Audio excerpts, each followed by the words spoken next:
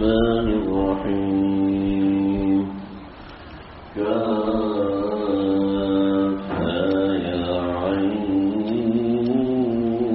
صاد ذكر رحمة ربك عبده زكريا إذ نادى ربه نداء خفيا قال رب وهن العظم مني واشتعل الرأس شيبا ولم أكن بدعائك رب شقيا صدق الله العظيم.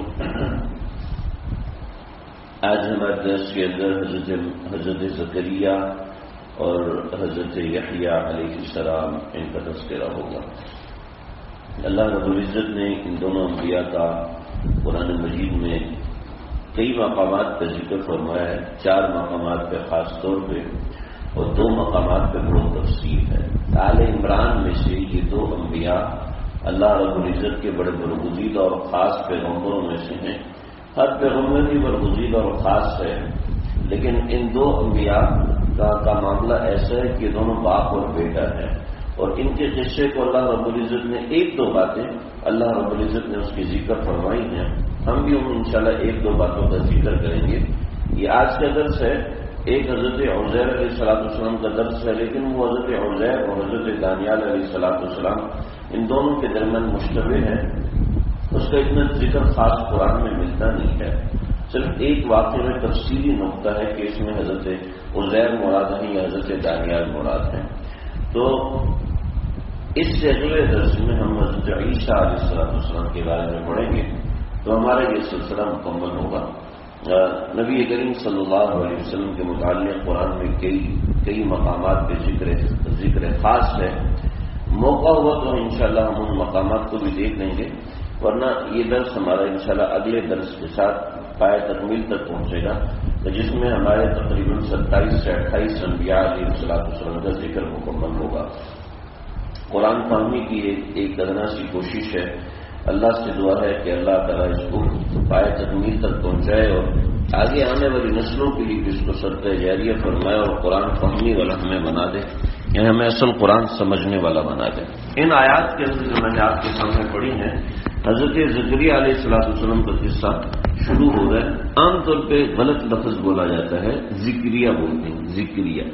ذکریہ نہیں ہے، یہ زکریہ ہے. یعنی 4 لفظوں کے اوپر زبر ہے اور یا کے اوپر تشدید کے ساتھ زبر ہے کہ زکریہ. یہ لفظ ذکریہ کوئی لفظ نہیں ہوتا جی. تو حضرت زکریا علیہ السلام اور ان کے بیٹے حضرت یحییٰ علیہ السلام، ان دونوں کا تذکرہ ان آیات کے اندر اور سورہ آل عمران کی آیت نمبر 37 کے اندر بھی یہ ذکر شروع ہو رہا ہے. اصل میں ان حضرات کا قصہ جو شروع ہوا ہے وہ قصہ شروع ہوا ہے آل عمران سے. سورہ آل عمران کے اندر اللہ رب العزت نے بڑی تفصیل کے ساتھ ذکر فرمایا. یعنی آل عمران ایک تو سورت کا نام ہے، لیکن ایک ہے آل عمران، یعنی حضرت عمران کی اولاد. تو حضرت عمران کی اولاد حضرت مریم تھی. حضرت عمران یہ بیت المقدس کے امام تھے، اور عام طور پہ وہاں پر لوگوں کا طریقہ کار تھا کہ لوگ اپنی اولادوں کو بیت المقدس کی خدمت کے لیے وقف کر دیا کرتے تھے. چنانچہ حضرت عمران یہ پیغمبر تو نہیں تھے، لیکن بیت المقدس کے امام تھے اور بڑی نیک سیرت انسان تھے. تو حضرت عمران کا انتقال ہو گیا اور بیت المقدس، آپ سمجھیں کہ بیت المقدس میں مختلف قبائل اپنے کاہنوں کو چھوڑتے تھے، اور حضرت زکریا علیہ السلام یہ بھی کاہن کے طور پر بیت المقدس میں رہتے تھے. اور کاہنی اس زمانے کا ایک بہت ہی نامور اور بہت ہی باعزت عہدہ تھا. یہ کہانت کرتے تھے، یعنی کاہنی یہ کیا کرتے تھے کہ اپنے الہامی طاقت سے جو معاملات ہوتے تھے وہ بتایا کرتے تھے، اور اس کے ساتھ جو ان کی مذہبی رسومات ہیں ان مذہبی رسومات میں ان لوگوں کا ساتھ دیا کرتے تھے، ان لوگوں کی مدد کیا کرتے تھے. مذہبی رسومات جیسے کسی کا انتقال ہو جاتا ہے تو اس کا جنازہ ہے، یہ ایک مذہبی رسم ہے. ایسے اس کو دفن کرنا یہ ایک مذہبی رسم ہے. تو اس نوعیت کے معاملات حضرت زکریا کیا کرتے تھے بنی اسرائیل کی طرف سے. تو حضرت اسی طریقے سے جیسے مذہبی معاملات ہیں، قرآن مجید کا حفظ کروانا یہ مذہبی معاملہ ہے، قرآن مجید کو سمجھانا یہ ہمارا مذہبی معاملہ ہے. تو ایسے ہی وہ اپنے زمانے میں تورات سکھاتے تھے، اللہ رب العزت کی کتاب سکھاتے تھے. انجیل نازل نہیں ہوئی تھی، انجیل حضرت عیسیٰ پر نازل ہوئی تھی. تو تورات کے مطابق جو اعمال و معاملات تھے وہ بتایا کرتے تھے لوگوں کو. تو یہ حضرت زکریا بتایا کرتے تھے. اور حضرت زکریا کی عمر اس وقت 106 برس تھی. یعنی اللہ تعالیٰ کی طرف سے پیغمبر تھے، لیکن کچھ پیغمبر ایسے ہوتے ہیں کہ جو تبلیغ دین جن کی ذمہ داری ہوتی ہے، اور کچھ پیغمبر ایسے ہوتے ہیں کہ جن کی ذمہ داری تبلیغ دین نہیں ہوتی، بلکہ ان کی ذمہ داری محض دین کا پرچار ہوتی ہے، تبلیغ دین نہیں ہوتی. تو حضرت زکریا علیہ السلام دین کا پرچار کرنے والے تھے، یعنی دین پر عمل کروانے والے تھے، جیسا کہ آج کے زمانے میں علماء کرواتے ہیں. تو مبلغین دین کی تبلیغ کرتے ہیں، اور علماء یعنی یہ علماء سے میں بھی مبلغین ہوتے ہیں، اور علماء کے اندر بھی مبلغین کے ساتھ استاد ہوتے ہیں، دین کی تعلیم دینے والے ہوتے ہیں. تو یہ دو الگ قسم کے لوگ ہیں. ایسے انبیاء بھی الگ قسم کے ہوتے ہیں کہ ایک مبلغ انبیاء ہوتے ہیں اور مبلغ ہونے کے ساتھ ساتھ دین پر عمل بھی کرواتے ہیں، اور ایک وہ پیغمبر ہوتے ہیں جو مبلغ نہیں ہوتے مگر دین پر عمل کس طریقے سے کیا جاتا ہے اس طریقہ کار کو لے کر چلتے ہیں. بات سمجھ میں آئی؟ تو حضرت زکریا علیہ السلام کا شمار دوسرے قسم کے انبیاء میں ہوتا ہے کہ وہ دین کے اوپر لوگوں کو چلایا کرتے تھے. ابلاغ ہو چکا تھا، یعنی اسی ابلاغ کو آگے نشر کرتے تھے. ایک ہوتا ہے ابلاغ، ایک ہوتا ہے نشر و ارشاد. تو حضرت زکریا صرف نشر و ارشاد کرتے تھے. تو یہ حضرت زکریا علیہ السلام کے کاموں میں سے کچھ چیزیں تھیں. اور اللہ نے ان کو نبوت بھی دی تھی، اور نبوت کے حوالے سے رہنمائی بھی کرتے تھے اس نوعیت کی چیزیں، کیونکہ سارے لوگ مسلمان تھے اور بیت المقدس کے گرد رہا کرتے تھے، بیت المقدس کے دائیں بائیں رہا کرتے تھے. تو حضرت زکریا علیہ السلام اس زمانے میں پیغمبر تھے، اور حضرت عمران بیت المقدس کے امام تھے.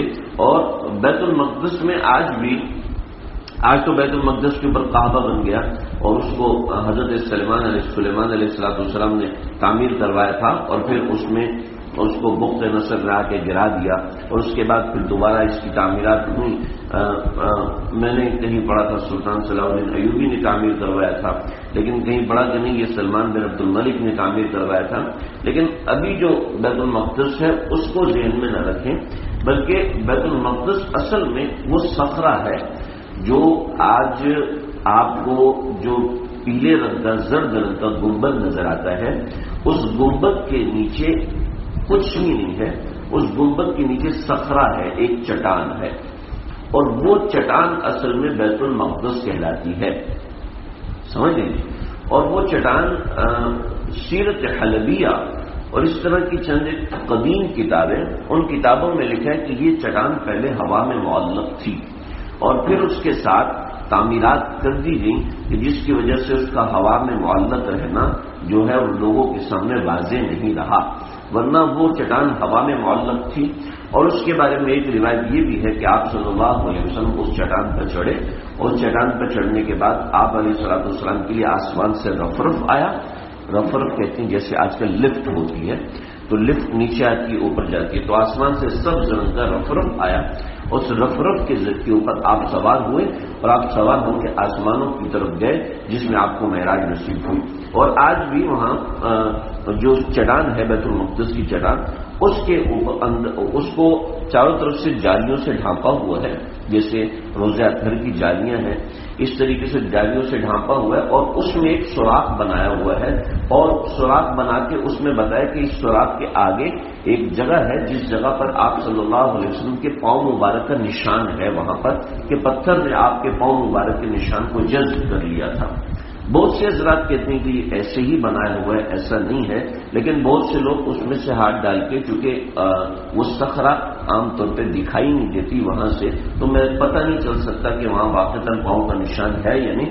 صرف ہاتھ لگانے سے اندازہ ہوتا ہے کہ یہ کوئی پاؤں کا نشان ہے، لیکن ایسے کوئی اتنا خاص اندازہ ہو نہیں سکتا کہ صرف آپ ہاتھ سے اندازہ لگا کے پتہ کریں کہ واقعتاً وہاں پر پاؤں کا نشان ہے یا نہیں ہے. کوئی کھوجی ہو تو وہ کر سکتا ہے، لیکن ہم جیسے لوگ عام لوگ نہیں کر سکتے. تو اس چٹان کے اوپر، اس چٹان کے نیچے سیڑھیاں جاتی ہیں، آج بھی سیڑھیاں جاتی ہیں، اور ان سیڑھیوں کے نیچے ایک پورا ایک کمرہ ہے. جتنا بڑا یہ کمرہ ہے، یہ اس سے کافی بڑا کمرہ ہے.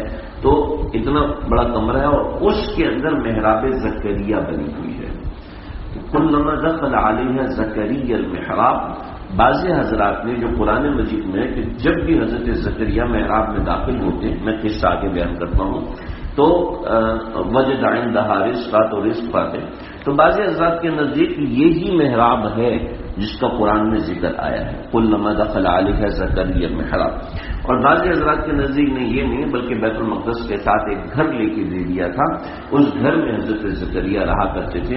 جیسے مسجد کے ساتھ امام کا گھر ہوتا ہے، ایسے بیت المقدس کے ساتھ بالکل متصل حضرت زکریہ کا گھر تھا. تو قصہ یہاں سے شروع ہوتا ہے کہ حضرت عمران، ان کا انتقال ہو گیا تو ان کی اہلیہ نے خواب دیکھا کہ ایک چڑیا ہے اور وہ اپنے بچوں کو کچھ دانا وغیرہ کھلا رہی ہے. تو ان کے دل میں خواہش ہوئی کہ جیسے چڑیا اپنے بچوں کی روزی کا انتظام کر رہی ہے تو میں اپنے بچوں کی روزی کا انتظام اللہ رب العزت کے سپرد کروں گی. اور وہ اس طریقے سے کہ جو ابھی میرے گھر میں پیدا ہونے والا ہے، جو میرے گھر میں پیدا ہوگا، جو بچہ پیدا ہوگا، اس بچے کو بیت المقدس میں اللہ رب العزت کے حوالے کر دوں گی. یہ انہوں نے نظر مانی. اس کا ذکر اللہ رب العزت سورہ آل عمران میں اللہ رب العزت نے تفصیل سے کیا ہے کہ وَإِذْ قَالَتِ امْرَأَتُ عِمْرَانَ رَبِّ إِنِّي نَذَرْتُ لَكَ مَا فِي بَطْنِي مُحَرَّرًا فَتَقَبَّلْ مِنِّي، کہ جب عمران کی بیوی نے کہا رب انی نذرت، اے پروردگار میں نظر مانتی ہوں، ما فی بطنی محررن، کہ جو میرے گھر میں پیدا ہونے والا ہے، محررن یہ آپ کے راستے میں آزاد ہے، فتقبل منی، آپ اس کو میری طرف سے قبول فرمائیے. تو یہ انہوں نے نظر مانی. جب نظر مانی تو نظر ماننے کا مطلب یہ تھا کہ اب جو بھی اولاد، یعنی جو لڑکا پیدا ہوگا وہ بیت المقدس کے اندر جو علماء موجود ہیں ان علماء کے حوالے کر دیا جائے گا، اور وہ علماء اس بچے کو تورات پڑھیں گے، ان کی تربیت کریں گے، اور تربیت کرنے کے بعد وہ زندگی بھر بیت المقدس کی خدمت کرتا رہے گا. اس زمانے میں یہ پیشن کے طور پر ہوتا تھا، سب لوگ اس کو اپنایا کرتے تھے. یعنی سب لوگ ایسے لوگوں کو بڑے احترام سے دیکھتے تھے، اور ایسے لوگ ایسے ہی نہیں ہو جاتے تھے کہ بیت المقدس کی خدمت کے لیے مقرر ہو گیا، نہ بلکہ اس کے لیے بڑے خاص رموز ہوتے تھے، من جانب اللہ اشارے ہوتے تھے، اور ایسے واضح اشارے ہوتے تھے. آج کل نہیں کہ میرا بچہ عالم بنے گا، میرا بچہ مولوی بنے گا، اور جناب بنانا شروع کر دیا اور وہ بن گیا مولوی. اب بچے کا تو دل ہے نہیں عالم بننے کا، بچے کا دل تو مزاج ہی نہیں عالم بننے کا، اب وہ زبردستی بنا دیا، بیچارہ بیٹھا ہوا ہے زبردستی کر رہا ہے. تو ایسا نہیں، اس زمانے میں ایسی جیسے قربانی کے لیے معاملات ہوتے تھے. آپ حضرات نے سنا ہوگا کہ قربانی کا گوشت رکھ دیتے تھے، آسمان سے آگ آ کے اس کو جلا دیتی تھی، تو اس کا مطلب ہے کہ وہ قبول ہے. تو ایسے ہی بچے کے لیے قبولیت کے لیے کچھ نشانیاں ہوتی تھیں. تو جب بچہ پیدا ہوا تو دیکھا کہ وہ بچہ نہیں ہے بلکہ بچی ہے، تو بڑی پریشانی. فلما وضعتها قالت رب انی وضعتها انثى، ارے میرے تو ہاں بیٹا پیدا ہوا، بیٹی پیدا ہوئی. اور بیٹی تو بیت المقدس کی خدمت کے لیے آج تک کسی نے چھوڑی نہیں.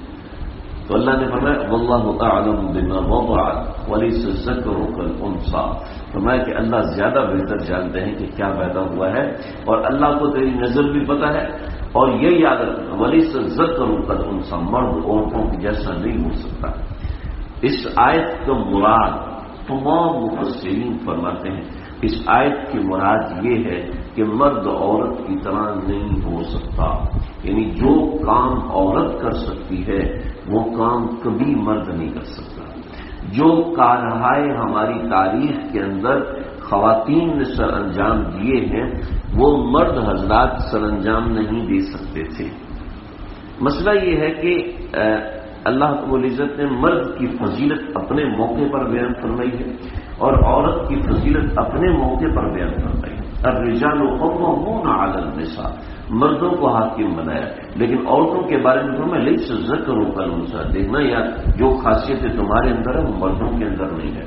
اب مسئلہ یہ ہے کہ اگر آپ نے حکومت کرنی ہے تو آپ ایسا کرو کہ دو طبقے جو مشہور ہیں ان کو آپس میں لڑا دو، جو طبقے بڑے ہیں ان کو آپس میں لڑا دو، تاکہ لوگ ان کو ڈسکس کرتے رہے، ترقی کو نہ سوچیں. سمجھ رہے؟ اب ہمیں لڑا دیا کہ سوشلزم کامیاب ہے یا اشتراکیت کامیاب ہے، اشتراکیت کامیاب ہے یا پھر وہ دوسرا کیا ہوتا ہے، کیپٹلزم کامیاب ہے، سوشلزم کامیاب ہے. ہمیں لڑا دیا تاکہ ہم اپنا نظام بنا ہی نہ سکیں. آپس میں دو بڑے طبقوں کو لڑا دو، چنانچہ دینی بحث پیدا کر دو جہاں دینی طبقہ ہے، سیاسی بحث وہاں پیدا کر دو جہاں سیاسی طبقہ ہے، تاکہ وہ ہوش نہ لے سکیں، آگے نہ بڑھ سکیں. وہ بس میں اپنی زندگی میں مگن ہوں، بس ٹھیک ہے، کیا ضرورت ہے ایسا کرنے؟ نہیں جی، اب زندگی میں ترقی بہت ضروری ہے. اگر ایک آدمی کہ جی مجھے تنخواہ ملتی ہے بس اچھا گزارا ہوتا ہے، وہ اگر گھر بنانے کا نہ سوچے تو وہ کبھی گھر نہیں بنا سکتا. جو تنخواہ ملتی ہے بس ٹھیک ہے، بس گزارا کرو جیسا بھی، تو وہ اپنی زندگی میں کبھی نہ گاڑی خرید سکے گا، نہ کبھی اچھے کپڑے پہن سکے گا، نہ کبھی بس گزارا کرنا ہے اس نے کسی طریقے.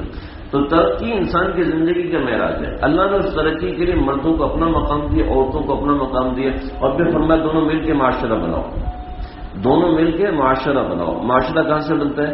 آپ کے گھر میں لڑائی ہوئی ہے اور آپ کے گھر میں میت ہوئی ہے، آپ باعث سکون سے کام کر سکتے ہیں؟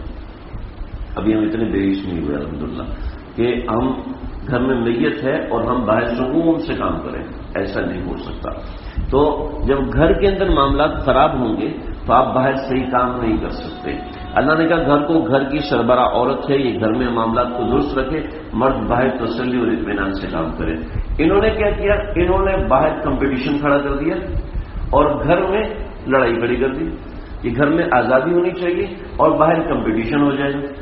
جب باہر کمپٹیشن ہوگا، ایک مرد ہے اس سے پوری فیملی چلانی ہے، اس کو چاہیے 50,000، اور ایک عورت ہے اس کو شوہر سے بھی مل رہا ہے، باپ سے بھی مل رہا ہے، اور سب کچھ ہے، چلانے والے وہ کہتی میں 10,000 سے گزارا کر لوں. تو کیا ہوگا؟ باہر تباہی مچ جائے گی. تو ولی سے ذکر کل پوچھا وہ انی سمئی کو مریم، اللہ نے خود رکھا کہ میں اس کا نام مریم رکھ رہا ہوں. تو یہ حضرت مریم علیہ الصلوۃ والسلام کی پیدائش ہے. فتقبلها ربها بقبول حسن وانبتها نباتا حسنا وكفلها زكريا. یہاں سے حضرت زکریا علیہ السلام کی بات آ گئی کہ اللہ رب العزت نے ان کو اپنی راہ میں قبول فرمایا. قبول کرنے کا ذریعہ بھی، طریقہ بھی بتایا کہ اب وہ بیت المقدس میں لے آئیں اور سب نے کہا کہ چونکہ حضرت عمران کی بیٹی ہے اور حضرت عمران ان کے نزدیک بہت بڑے انسان تھے تو ان کی بیٹی کی کفالت ہم کریں گے. اس لیے کہ اس کی پیدائش کے بعد عجیب چیزیں پیدا ہونا شروع ہوئی. بچے جو ہے وہ ماں سے چمٹتے ہیں، دودھ پیتے ہیں. حضرت مریم نے دودھ نہیں پیا، ٹھیک ہے، بغیر دودھ کے نشو نما پا رہی ہیں. اور اللہ رب العزت کی طرف سے عجیب و غریب روزی کا ان کے لیے انتظام ہوتا تھا بچپن سے لے کے. اور تفصیل نہیں ملتی، تفصیل ہے اسرائیلی روایت میں صحیح ہے غلط ہے، البتہ یہ روایت بڑی مضبوط ہے کہ انہوں نے دودھ نہیں پیا، ان کو دودھ کی ضرورت. بلکہ ایک روایت یہ بھی ہے کہ ایک خاتون رکھی گی جنہوں نے ان کو دودھ پلانے کا انتظام کیا، لیکن پھر بھی وہ دودھ قبول نہیں کرتی تھی، بلکہ دوسری چیزیں بچپن سے کھاتی تھی جس کی وجہ سے بڑھوتری ہوئی اور خود ہی چلنا پھرنا شروع کر دیا. ان کو جو بچہ نیچے کرالنگ کرتا ہے، سارے پکڑ کے چلتا ہے، ایسے کسی کی ضرورت نہیں پڑی. یعنی حضرت مریم کی زندگی ابتدا سے ہی بڑی عجیب تھی، اور ایسی عجیب تھی کہ وہ کفلہ زکریا، حضرت زکریا نے کفالت کی. کیسے کفالت کی؟ کفالت کا ذکر آگے بڑی تفصیل کے ساتھ اللہ رب العزت نے ذکر فرمایا. ہم وہاں پر نہیں جاتے، مختصراً میں آپ کو ذکر کرتا ہوں.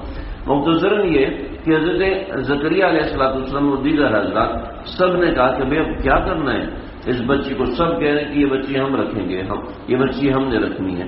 تو اس وقت اللہ رب العزت نے سب ان کے دل میں بات ڈالی کہ سب لوگ قلم بنائیں.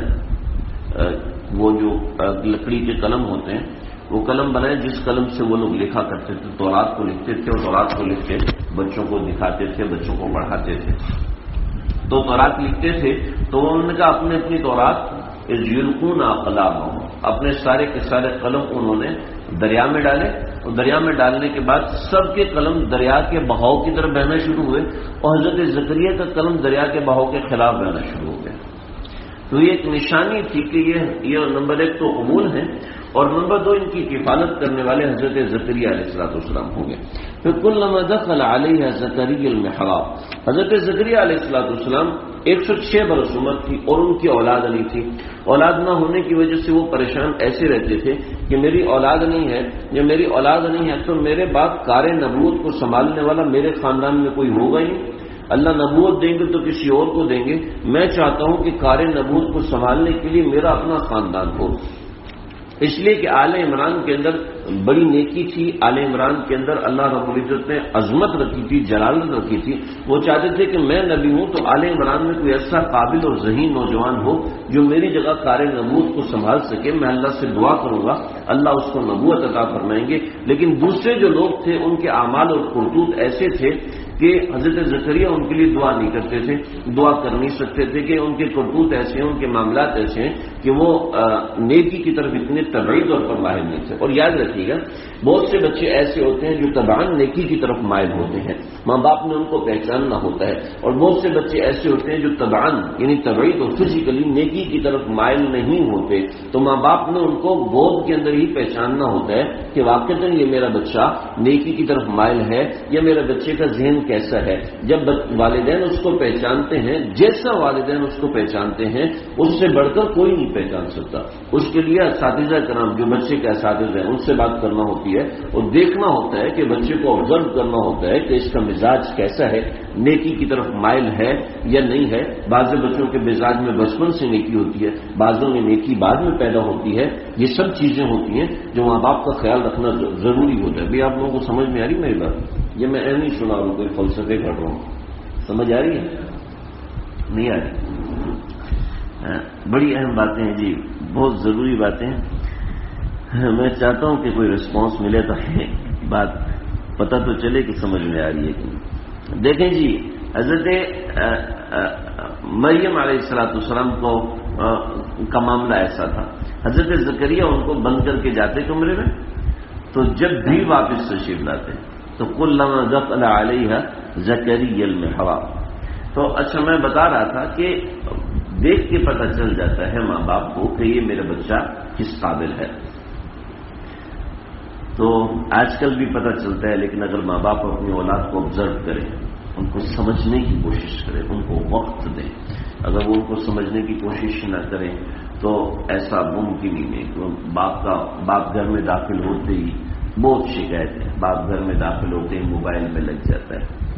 ٹھیک ہے، اور اولاد جب دیکھے گی کہ میرا والد گھر میں داخل ہو کے ہمیں وقت نہیں دے رہا، میرا باپ اپنے ماں باپ سے بات نہیں کرتا، میرا باپ گھر میں آ کے بھی کلائنٹ کو ڈیل کر رہا ہے، میرا باپ گھر میں بھی آ کے دنیاوی کام کر رہا ہے، تو اولاد بھی کبھی باپ کی طرف مائل نہیں ہوتی، اولاد بھی کبھی والدین کے قریب نہیں آتی.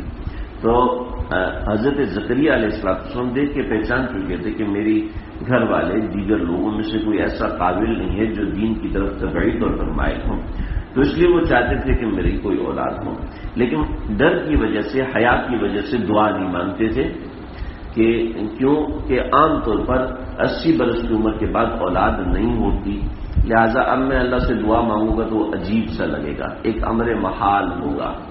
تو اللہ رب العزت نے یہ سب چیزیں حضرت زکریا کو دکھائیں کہ آپ اس بارے میں جو سوچ رہے ہیں سوچ دوسری ہونی چاہیے. چنانچہ کلما دخل علیہ زکریا المحراب، حضرت مریم کو دکھا کے حضرت زکریا کو دکھایا کہ آپ جس چیز کو محال سمجھتے ہیں اللہ کے نزدیک وہ محال مطلب ناممکن. آپ جس چیز کو ناممکن سمجھتے ہیں اللہ کے نزدیک وہ ناممکن نہیں ہے. یہ جملہ حضرت زکریا کو سمجھایا جا رہا ہے، لیکن اس کا مخاطب میں بھی ہوں، آپ بھی ہیں، ہماری آنے والی نسلیں بھی ہیں، کہ جس چیز کو ہم ناممکن سمجھتے ہیں اللہ کے ہاں وہ کوئی ناممکن نہیں ہے. کہ ہمارا اللہ کیا ہے؟ جہاں پر حضرت زکریا دروازہ بند کر کے جاتے ہیں، کلما دخل علیہ زکریا المحراب.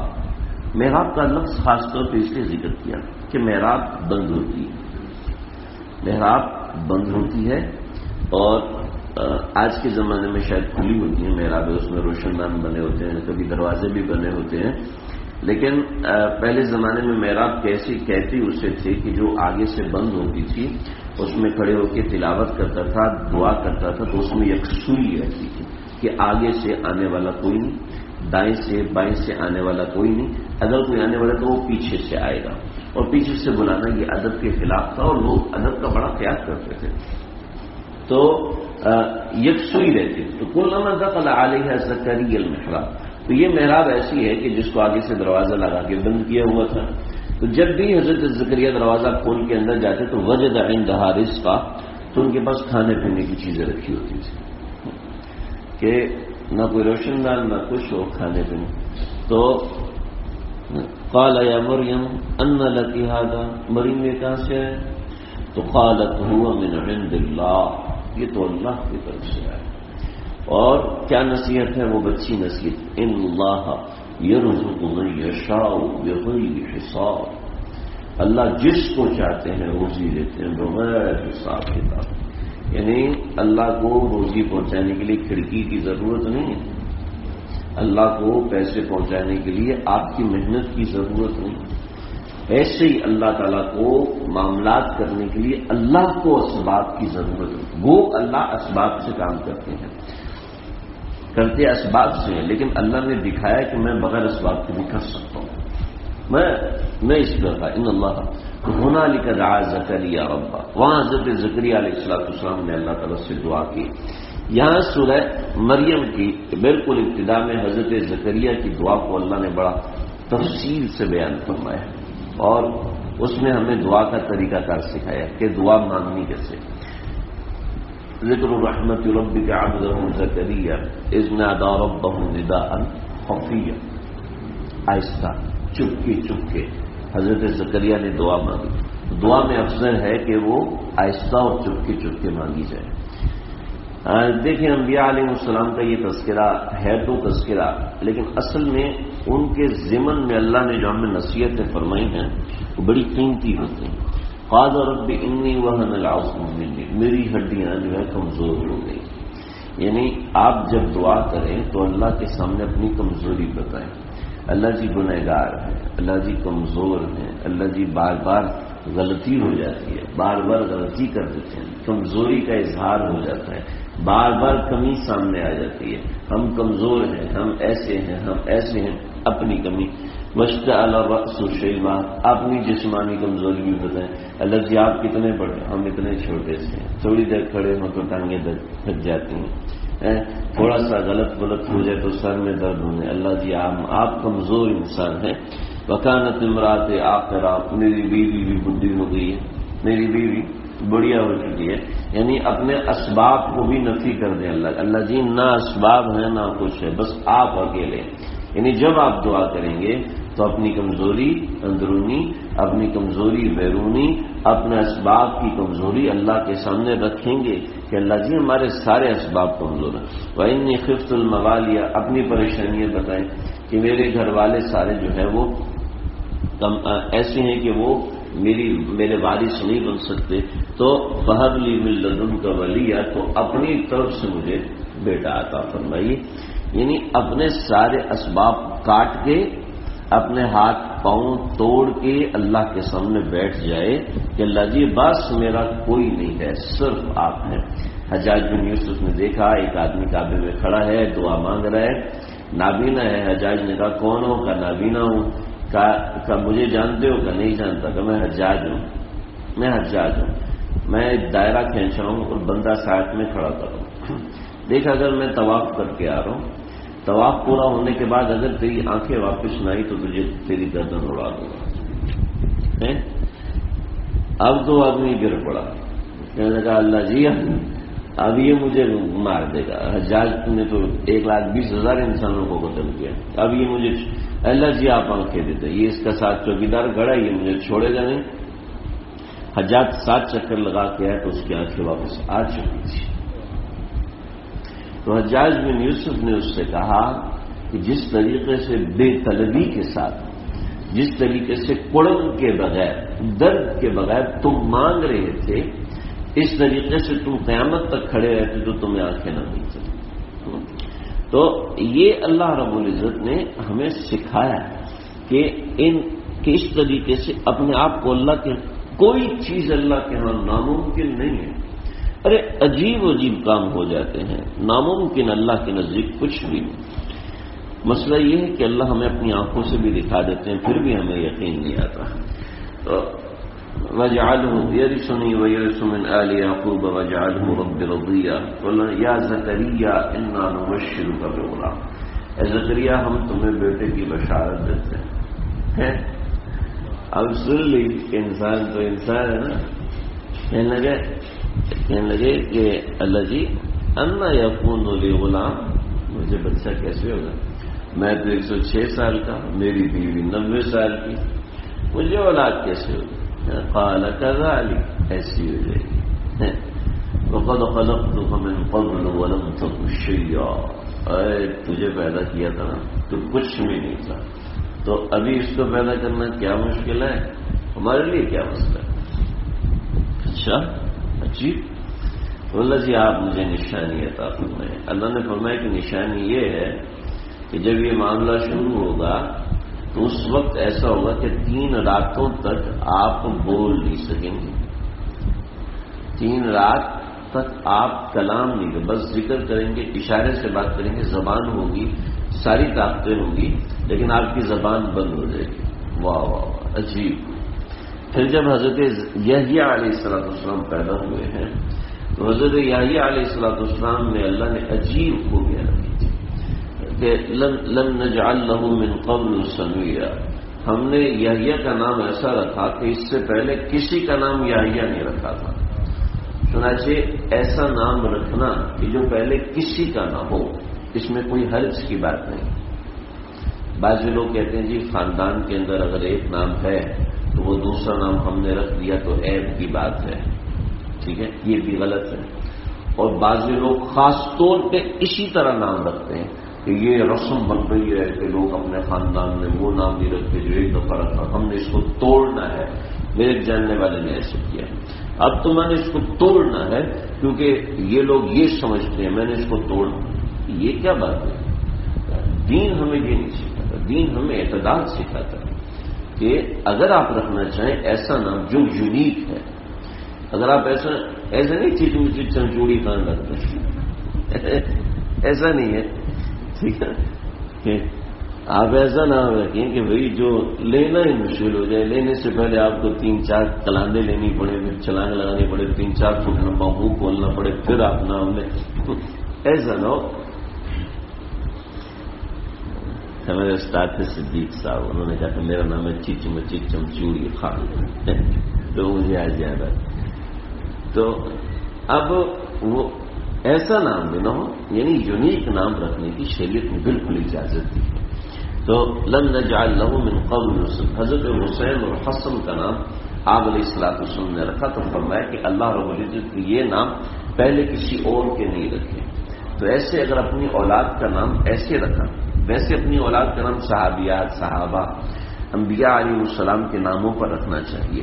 لیکن کوئی اگر یونیک نام رکھنا چاہتا ہے تو اس میں کوئی برائی نہیں ہے، اس میں کوئی غلط بات نہیں، بالکل رکھ سکتے ہیں کیونکہ اللہ نے خود ایسے نام رکھے. اور اس میں زیادہ بہتری بھی ہے، زیادہ اچھائی بھی ہے، اور نام کے اندر اسماعیت کی چیزیں ہوتی ہیں. بہرحال وہ الگ. حضرت یحییٰ علیہ السلام کو اللہ رب العزت نے بڑی خاصیت سے نوازا تھا. حضرت یحییٰ علیہ السلام میں ایک خاصیت یہ تھی کہ جو خاصیت کسی نبی میں نہیں، کسی نبی میں آج تک نہیں، وہ ہے کہ وہ حضرت یحییٰ قصور رہے، قصور یعنی کنوارے رہے. حضرت یحییٰ ایک واحد نبی ہیں جو کنوارے رہے کہ اللہ رب العزت نے ان کے اندر ایسا معاملہ رکھا تھا کہ ان کو عورت کی خواہش ہی نہیں ہوتی تھی. ان کا مزاج ہی اللہ رب العزت نے ایسا بنا. حضرت زکریا علیہ السلام نے دیکھا کہ ایک دن حضرت یحییٰ غائب ہے، نظر ہی نہیں آ رہے. تلاش کرتے پاؤں کے نشان دیکھتے جنگل میں پہنچے. اور جنگل میں دیکھا ہے کہ ایک قبر کھودی ہوئی ہے اور اس قبر کے اندر حضرت یحییٰ علیہ السلام کھڑے ہیں یا بیٹھے ہوئے ہیں اور اللہ رب العزت کی عبادت میں مشغول ہیں قبر کے اندر. یعنی ایسی بے ثباتی تھی دنیا سے بالکل ایک الگ معاملہ. ان کے بارے میں اللہ رب العزت نے فرمایا وَالسَّلَامٌ عَلَيْهِ يَوْمَ وُلِدَ وَيَوْمَ يَمُوتُ وَيَوْمَ يُبْعَثُ حَيًّا. سمجھ میں آ رہی ہے؟ ایک ہے وَالسَّلَامُ عَلَيْهِ وَالسَّلَامُ عَلَيَّ يَوْمَ وُلِدتُ وَيَوْمَ أَمُوتُ وَيَوْمَ أُبْعَثُ حَيًّا. یہ حضرت عیسیٰ کے الفاظ ہیں. انشاءاللہ ہم اگلی دفعہ پڑھیں گے. حضرت عیسیٰ کے الفاظ والسلام علیہ کہ مجھ پر سلامتی ہو، یوم ولدت جس دن میں پیدا ہوا، یوم اموت جس دن میں مروں گا، ویوم ابعث حیا جس دن میں دوبارہ زندہ کر کے اٹھایا جاؤں گا. اور ان کے بارے میں اللہ نے فرمایا حضرت یحییٰ کے بارے میں، حضرت یحییٰ کے بارے میں فرمایا وسلام علیہ یوم ولد ویوم، اس پر سلامتی ہو جس دن وہ پیدا ہوا، جس دن وہ مرے گا اور جس دن وہ اٹھایا جائے گا. فرق محسوس ہوا فرق؟ اگر غور سے سن رہے تو ہوا ہوگا. اب ذرا سمجھیں، حضرت یحییٰ اور حضرت عیسیٰ ان دونوں کی ملاقات ہوئی. حضرت یحییٰ اور حضرت عیسیٰ کی عمر میں 6 مہینے کا فاصلہ ہے. یعنی حضرت یحییٰ 6 مہینہ بڑے ہیں حضرت عیسیٰ علیہ السلام سے، اور یہ اکٹھے رہتے تھے، ایک ہی مقام پہ رہتے تھے، اور دونوں آپس میں رشتے دار بھی تھے. یعنی میں انشاءاللہ آگے دفعہ بتاؤں گا. تو حضرت عیسیٰ علیہ السلام نے حضرت یحییٰ سے ملاقات جب ہوئی تو حضرت یحییٰ نے فرمایا کہ آپ میرے لیے دعا کیجیے کہ آپ مجھ سے افضل ہیں، اس لیے کہ اللہ نے آپ کو نئی شریعت دی ہے، آپ کو نئی کتاب دی ہے، آپ معجزانہ طریقے سے پیدا ہوئے ہیں، تو آپ میرے لیے دعا کریں. تو حضرت عیسیٰ علیہ السلام نے فرمایا نہیں، آپ مجھ سے بڑے ہیں اور آپ مجھ سے افضل ہیں، لہذا آپ میرے لیے دعا کریں. تو حضرت یحییٰ نے فرمایا نہیں، آپ میرے لیے دعا کریں. تو حضرت عیسیٰ نے فرمایا دیکھو مسئلہ یہ ہے کہ آپ مجھ سے زیادہ بڑے ہیں، وجہ یہ ہے کہ میں نے خود اپنے اوپر سلام کیا، والسلام علیہ میرے اوپر سلامتی ہو، یوم ولدت جس دن میں پیدا ہوا، یوم اموت جس دن میں مروں گا، یوم ابعث حیا جس دن میں اٹھایا جاؤں گا، تو مجھ پہ سلامتی ہو. اور آپ وہ ہیں جس پر آپ کے اوپر اللہ نے سلامتی کی، والسلام علیہ یوم ولد، کہ اس پر سلامتی ہو، تو آپ پر اللہ نے سلامتی کی ہے، لہذا آپ مجھ سے بڑے. یعنی ایک دوسرے کا ادب و احترام کرنے کا جو معاملہ جو آدمی جس قدر کر سکتا ہے وہ کرے. حضرت یحییٰ علیہ السلام کو اللہ نے ایک امتیازی شان یہ دی تھی کہ اللہ رب العزت نے ان کو حصور رکھا. ان کو حصور رکھنے کا، حصور مطلب کنوارا رکھا. اس کنوارا رکھنے کے پیچھے بہت سی باتیں ہیں. بہت سی محدثین نے ذکر فرمایا کہ ان کے اندر کچھ ایسے معاملات تھے، ان کے اندر صوفیانہ تھا، ان کے اندر یہ معاملات تھے. لیکن جو بات مجھے سمجھ میں آتی ہے، اپنے اکابرین کے ہوتے ہوئے اپنی رائے نہیں دے سکتے، لیکن ایک اجتہادی قسم کی بات ہے، اور وہ بات ایسی ہے جو دل کو لگتی ہے. میرے اساتذہ کرام نے بھی اس کی توثیق فرمائی. دنیا میں بہت سے ایسے اولیاء کرام ہیں اور بہت سے ایسے اکابر علماء کرام گزرے ہیں، یعنی جو مرکز تھے علوم کے. ویسے تو بہت سینکڑوں علماء گزرے ہیں، لیکن جو ایسے علماء تھے وہ تقریباً 28-27 علماء تھے جو کہ حصول تھے، یعنی جو مرکز العلم تھے، اور انہوں نے زندگی بھر شادی نہیں کی، نکاح نہیں کیا. تو یہ جو علماء تھے یہ لوگوں کے سامنے رہنما تھے. ایسی بے شمار اکابرین گزرے جنہوں نے شادی نہیں کی، جنہوں نے زندگی بھر نکاح نہیں کیا، اور بے شمار ایسے لوگ گزرے ہیں کہ جنہوں نے زندگی ساری اللہ کے نام پہ وقف کر دی کہ انہوں نے شادی نہیں کی. حالانکہ نکاح تو سنت ہے، نکاح کرنا سنت ہے، اور نکاح کے ساتھ رہنا ہی اعتدال ہے. نکاح کے بغیر رہنا یہ بالکل بے اعتدالی والی بات ہے. تو نکاح کی فضیلت اپنی جگہ، لیکن ان کی اللہ رب العزت نے وسیدوں وحصورا کہ اللہ رب العزت نے ان کے اندر یہ وصف رکھا تھا. تو اب کیا مطلب ہے اس کا؟ تو بات یہ ہے کہ اللہ رب العزت نے ہر انسان کے لیے رہنمائی پیدا فرمائی، ہر آدمی کے لیے کوئی نہ کوئی رہنمائی رکھی ہے. چنانچہ وہ لوگ جو نکاح کے بغیر تقویٰ سے رہ سکتے ہیں اور نکاح کے بغیر ان کی زندگی دوسروں کے لیے مشعل راہ ہے، ان کے لیے نمونہ حضرت یحییٰ ہے. بات سمجھ میں آتی ہے؟ عقل کو بھی لگتی ہے کہ اللہ نے کسی نبی کو کنوارا رکھنا ہی تھا، ضرور رکھنا تھا. 1,24,000 انبیاء یا بعض روایت کے مطابق 2,24,000 انبیاء، تو ان میں سے کوئی نبی کنوارا نہیں ہے سوائے حضرت یحییٰ کے. آپ کے ذہن میں ہوگا کہ حضرت عیسیٰ نے بھی شادی نہیں کی 83 برس کی عمر میں نا. تو حضرت عیسیٰ علیہ السلام کے بارے میں صحیح روایات میں آیا ہے کہ نبی کریم صلی اللہ علیہ وسلم نے فرمایا کہ حضرت عیسیٰ دمشق کی جامع مسجد میں تشریف لائیں گے، دمشق میں اتریں گے اور دمشق میں اتر کے وہاں پر قیادت فرمائیں گے، قیادت فرمانے کے بعد دجال کو قتل کریں گے اور اس کے بعد نکاح فرمائیں گے۔ اور کئی روایات میں یہ بھی ہے کہ حضرت شعیب علیہ السلام کی قوم میں نکاح فرمائیں گے۔ یعنی حضرت شعیب علیہ السلام کے بارے میں یہ میں نے ذکر کیا تھا کہ حضرت شعیب کی خاصیت میں سے ایک یہ خاصیت ہے کہ اللہ نے 2 انبیاء ان کے خاندان میں رکھے ہیں کہ 2 انبیاء کا سسرال ہے حضرت شعیب علیہ السلام کا خاندان، ایک حضرت موسیٰ کا اور ایک حضرت عیسیٰ کا، اور حضرت عیسیٰ تشریف لائیں گے تو حضرت شعیب علیہ السلام کی قوم میں نکاح فرمائیں گے، اور حضرت عیسیٰ کے بارے میں اور بھی بہت سے معاملات۔ تو حضرت عیسیٰ دنیا میں آ کے نکاح فرمائیں گے جی، تو اس لیے حضرت عیسیٰ کو حصول نہیں فرمایا، لیکن صرف حضرت یحییٰ علیہ السلام کو حصول فرمایا۔ تو یہ ان لوگوں کے لیے نمونہ ہے کہ جو بغیر نکاح کے ہیں، کسی مجبوری کی وجہ سے، ٹھیک ہے، کسی مجبوری کی وجہ سے یا پھر اپنے زہد و تقویٰ کی بنیاد پر وہ نکاح نہیں کر سکے۔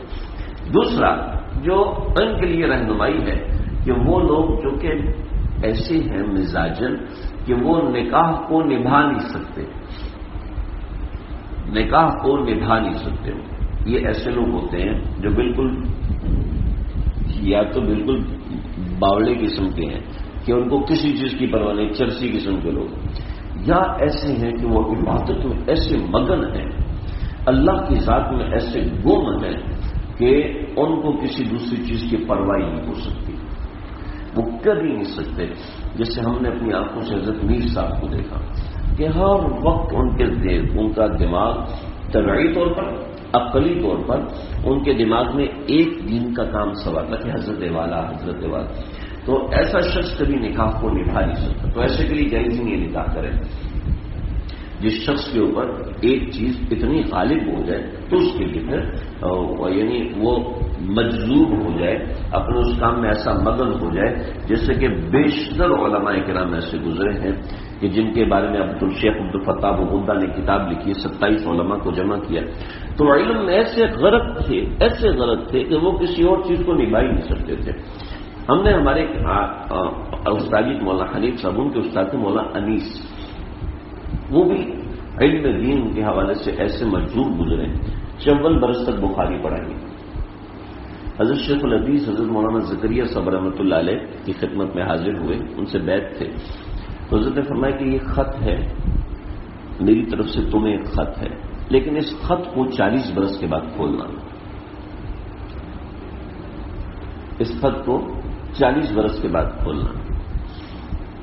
ہمارے استاد جی نے فرمایا، میں نے پھر ان کی جو بخاری کی کتاب آئی میں نے اس میں بھی دیکھا وہ خط، فرمایا کہ 40 برس کے بعد جب حضرت شیخ کا خط کھلا، حضرت شیخ کا انتقال ہوئے اس زمان 30-35 برس ہو چکے تھے، تو میں نے 40 برس کے بعد جب خط کھولا تو حضرت شیخ الحدیث رحمۃ اللہ علیہ مولانا زکریا صاحب رحمۃ اللہ علیہ نے 40 برس تک بخاری پڑھائی، تو یہ اس وقت 50ویں برس میں تھے، یعنی بخاری 50 سال ہو گئے تھے پڑھا رہے تھے۔ فرمایا اس میں خط میں لکھا تھا، آج علم حدیث میں تمہارا مقام مجھ سے کئی گنا زیادہ اونچا ہوگا، لہذا تکبر میں مبتلا نہ ہو جائے۔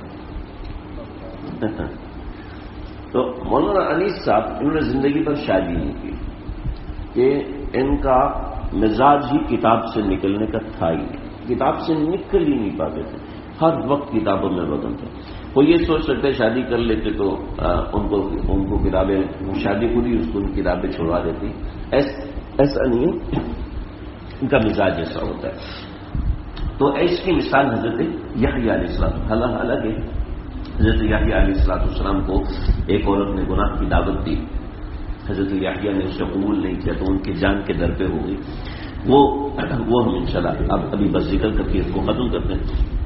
حضرت یحییٰ کی ایک خصوصیت تھی، اور وہ خصوصیت یہ کہ اللہ نے ان کے اوپر وحی نازل فرمائی اور حکم فرمایا کہ بنی اسرائیل کو اکٹھا کرو، اور اکٹھا کرنے کے بعد ان کو 5 باتوں کی نصیحت کرو۔ حضرت یحییٰ اپنی عبادت میں ایسے مگن تھے کہ کچھ تاخیر ہو گئے، تو حضرت عیسیٰ علیہ السلام پر وحی نازل ہوئی۔ حضرت عیسیٰ گئے اور حضرت یحییٰ سے فرمایا کہ آپ کے اوپر یہ وحی نازل ہوئی ہے اور آپ نے ابھی تک اس کی تبلیغ آگے نہیں کی، تو اگر آپ نہیں کر سکتے تو مجھے فرمائیے، میں کر دوں۔ فرمایا نہ نہ نہ نہ، میرے اندر ایسا ہمت اور حوصلہ ہی نہ تھا کہ میں اس کو کرتا۔ اگر آپ نے کر دیا تو ایسا نہ ہو کہ اللہ مجھے زمین میں دھسا دے، لہذا آپ مجھے اجازت دیں۔ چنانچہ سب لوگوں کو جمع کیا، پورا بیت المقدس بھر گیا لوگوں سے۔ پھر ایک اونچی جگہ پہ بیٹھے اور بیٹھ کے لوگوں کو 5 نصیحتیں کی۔ بڑی زبردست نصیحتیں ہیں، میں نے ان کو لکھا اپنے پاس تاکہ اللہ میرے دل میں ہم سب کے دل میں اتار دیں۔ پہلی نصیحت کہ اللہ کی عبادت کرو اور اس میں کسی کو شریک نہ ٹھہراؤ۔ ایک عمومی نصیحت ہے، سب کو پتہ ہے، لیکن اس میں مثال بڑی زبردست ہے کہ ایک شخص نے کسی آدمی کو اپنا ملازم رکھا اور وہ ملازم تو آپ کا ہے لیکن کام کسی اور کا کرتا ہے، تو تمہیں یہ گوارا ہوگا؟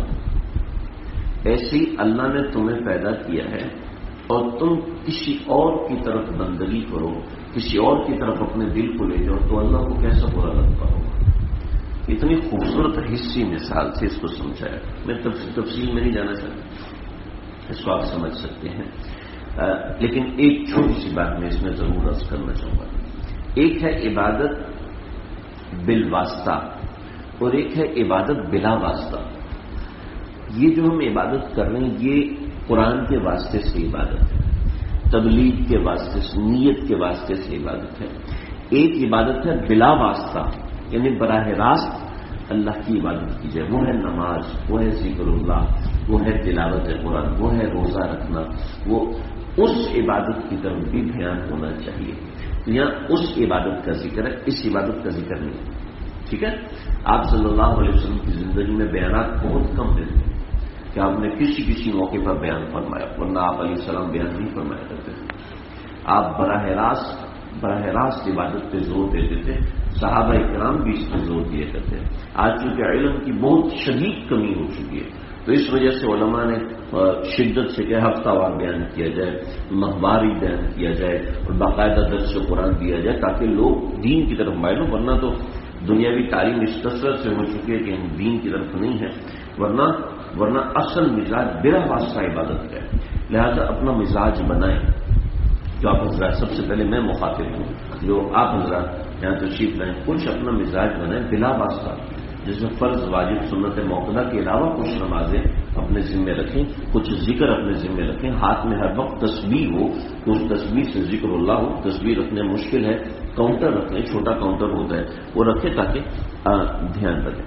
نمبر 1۔ نمبر 2، فرمایا کہ میں تم کو نماز کا حکم کرتا ہوں۔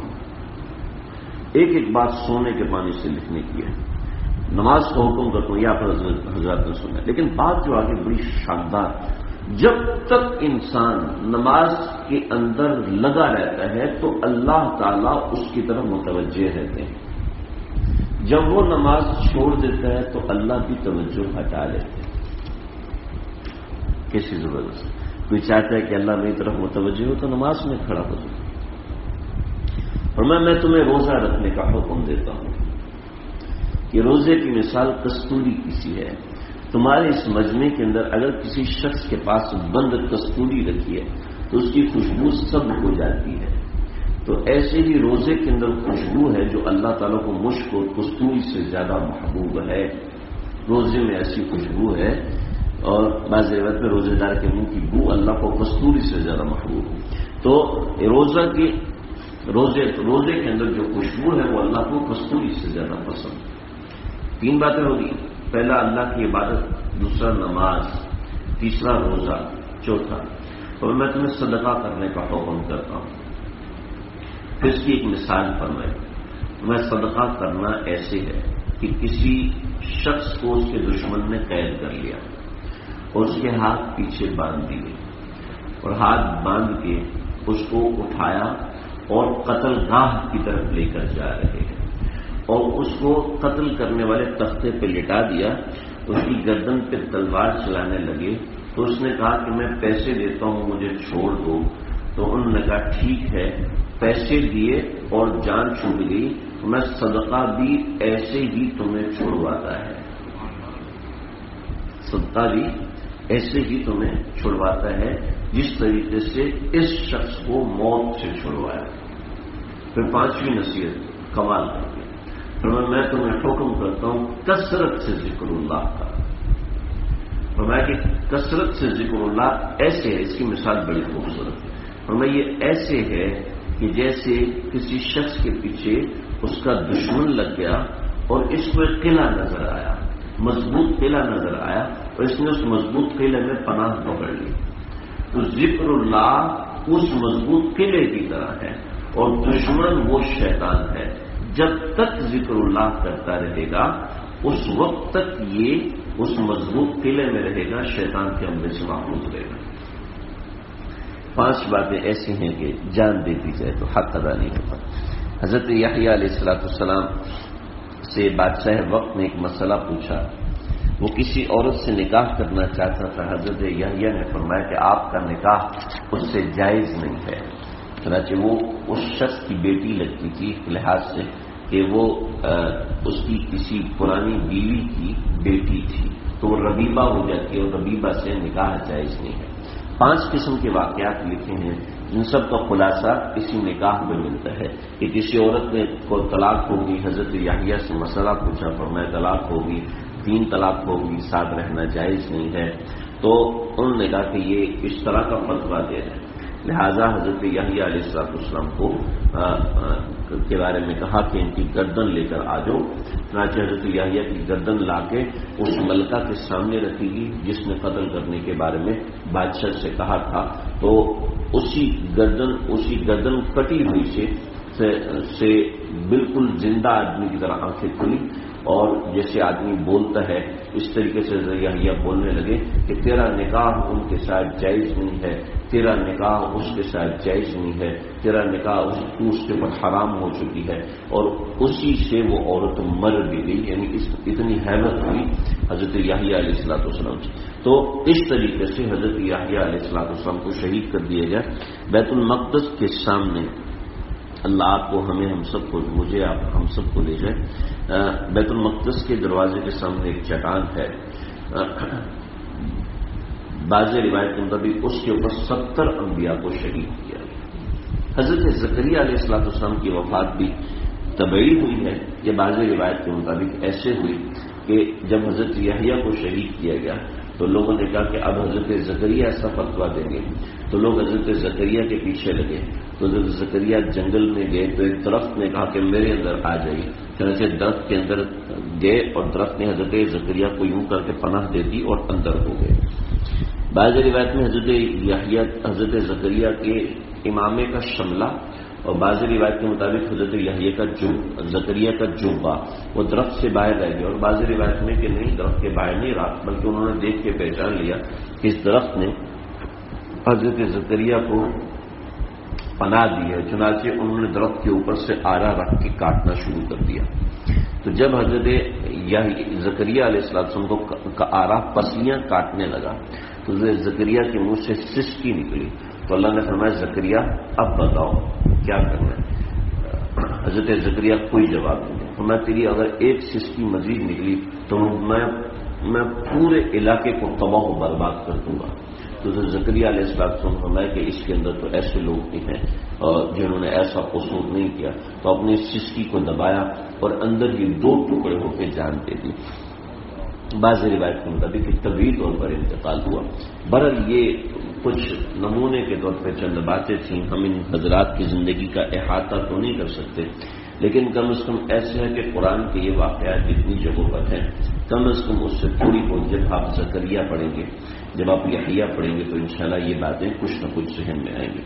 ایک اور زکریا بھی ہیں جو کہ پیغمبر ہیں، لیکن حضرت سلیمان علیہ السلام کے زمانے کے تھے، حضرت زکریا بن برقیہ، یہ اور پیغمبر ہیں، ان کا ذکر تورات میں ملتا ہے، قرآن مجید میں ان کا ذکر نہیں آیا۔ حضرت زکریا حضرت سلیمان علیہ السلام کے تقریباً 10-15 پشتوں کے بعد آئے ہیں۔ تو یہ حضرت زکریا جن کا قرآن میں ذکر ہے یہ حضرت عیسیٰ علیہ السلام کے ساتھی تھے، حضرت عیسیٰ علیہ السلام سے بڑے تھے اور حضرت یحییٰ علیہ السلام کے والد تھے۔ وہ حضرت زکریا بن برقیہ جو کہ تورات میں ہے وہ اور ہے۔ اللہ سمجھنے کے عمل کرنے کی توفیق عطا فرمائے۔ وآخر دعوانا الحمدللہ رب العالمین۔ بسم الله الرحمن الرحيم الحمد لله رب العالمين والصلاة والسلام على سيد الأنبياء وأشرف الأنبياء وأكرم الأنبياء والمرسلين اللهم ربنا تقبل منا إنك أنت السميع العليم وتب علينا إنك أنت التواب الرحيم افرغ علينا صبرا وثبت أقدامنا وانصرنا على القوم الكافرين اللہ جی ہم کمزور ہیں نادار ہیں. اے اللہ مانگنا نہیں آتا، الفاظ نہیں ہے، تڑپ نہیں ہے، کثرت نہیں ہے، لیکن تیرے بندے ہیں، تیرے علاوہ کہاں ہے؟ تیرے علاوہ کوئی دینے والا نہیں ہے، تیرے علاوہ کوئی پالنے والا نہیں ہے، تیرے علاوہ کوئی دیکھنے والا سننے والا نہیں ہے. اللہ جی آپ اپنے فضل و کرم کو ہم سب پہ عام فرما دیجیے. یہاں بیٹھنے کے وقت سے اللہ ہمارے گناہوں کو معاف فرما دیجیے. اپنا تعلق خاص ہم سب کو نصیب فرمائیے. اپنی دوستی یاری فداکاری رضاکاری اللہ ہم سب کی جھولیوں میں ڈال دیجیے. اللہ ہم سب کو اپنا خاص قرب اور خاص تعلق نصیب فرمائیے. قرآن سے جوڑنے والا بنائیے، قرآن سے تعلق رکھنے والا بنائیے. اے اللہ قرآن سے جوڑنے والا، قرآن سے تعلق رکھنے والا بنائیے. ہماری کمیوں کو، گناہوں کو، کوتاہیوں کو، بے دھیانیوں کو، بے توجہی کو اللہ اپنے فضل سے معاف فرما دیجیے. اللہ اپنے فضل سے معاف فرما دیجیے. ہمارے ملک پہ رحم فرمائیے. ہماری مساجد کو، ہمارے مدارس کو آباد فرما دیجیے. ہماری معیشت کو مستحکم فرما دیجیے. ہماری مشکلات کو دور فرما دیجیے. ہماری تکلیفوں کو دور فرما دیجیے. اے اللہ جو فتنے فسادات ہیں، اے اللہ ان سب سے ہم سب کی یہاں آئے ہوئے لوگ جو سن رہے ہیں، جو براہ راست سن رہے ہیں، اے اللہ ان سب کی حفاظت فرمائیے. ہم سب کے دلوں میں جو جائز حاجتیں ہیں، اے اللہ اس قرآن کی برکت سے تیرے پیارے پیغمبروں کے تذکرے ہوئے اتنے مقدس لوگ ہمارا تو منہ ہی نہیں کہ ان کا نام لے سکیں. حضرت زکریا، حضرت یحییٰ، حضرت مریم، حضرت عیسیٰ، ان پیاروں کے تذکرے ہوئے. اے اللہ ان کو اپنی بارگاہ میں شرف قبولیت سے نواز دیجیے. اللہ شرف قبولیت سے نواز دیجیے. اے اللہ ہم سب کی دلوں کی جو جائز حاجتیں ہیں، اے اللہ محض اپنے فضل و عنایت سے پورا فرمائیے. جو بیمار ہیں صحت کلی عطا فرمائیے. جو تکلیف میں ہے، غموں میں ہے، خوشیوں میں تبدیل فرما دیجیے. اللهم ربنا تقبل منا انك انت السميع العليم وتب علينا انك انت التواب الرحيم. وصلى الله تعالى على خير خلقه محمد واله وصحبه اجمعين برحمتك يا ارحم الراحمين.